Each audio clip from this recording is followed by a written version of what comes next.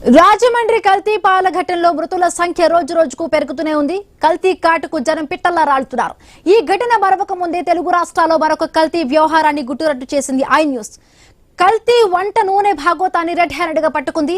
దిమ్మ తిరిగే వాస్తవాలు బయటపడ్డాయి. ప్రజల ప్రాణాలతో చెలగాటమాడుతున్న కేటుగాళ్ల బాండారాన్ని ఐ న్యూస్ బట్టబయలు చేసింది. సూర్యాపేట జిల్లా కోదాడలో కల్తీ నూనె వ్యవహారం వెలుగు చూసింది.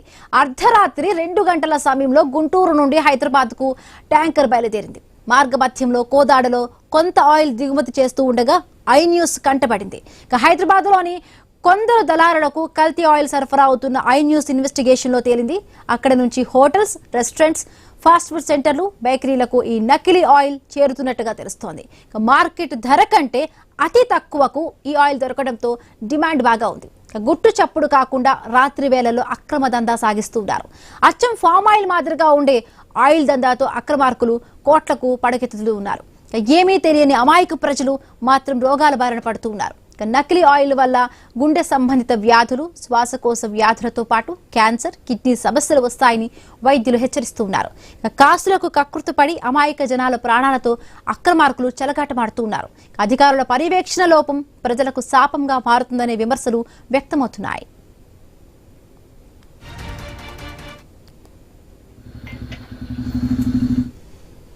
ఇక్కడ అసలు ట్విస్ట్ ఏంటంటే కొందరు అజ్ఞాత వ్యక్తులు ఇచ్చిన సమాచారంతో అర్ధరాత్రి ఐ న్యూస్ నిర్వహించిన స్టింగ్ ఆపరేషన్ లో కల్తీ ఆయిల్ భాగోతం వెలుగు చూసింది.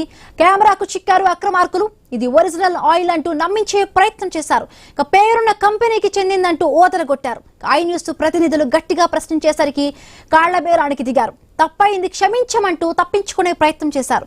హైదరాబాద్ తో పాటు కోదాడ, సూర్యాపేట, నకరేకల్, చౌటుప్పల్ ప్రాంతాల్లో దళారులకు ఈ కల్తీ ఆయిల్ విక్రయిస్తున్నట్టుగా తెలుస్తోంది. ఈ భాగోతాన్ని అధికారులు ముందుంచింది ఐ న్యూస్.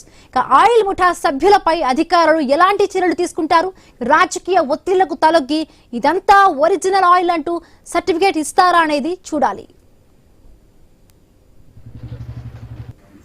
గుంటూరు నుంచి వచ్చి ఇక్కడ కల్తీ ఆయిల్ అమ్ముతున్నారు మీరు?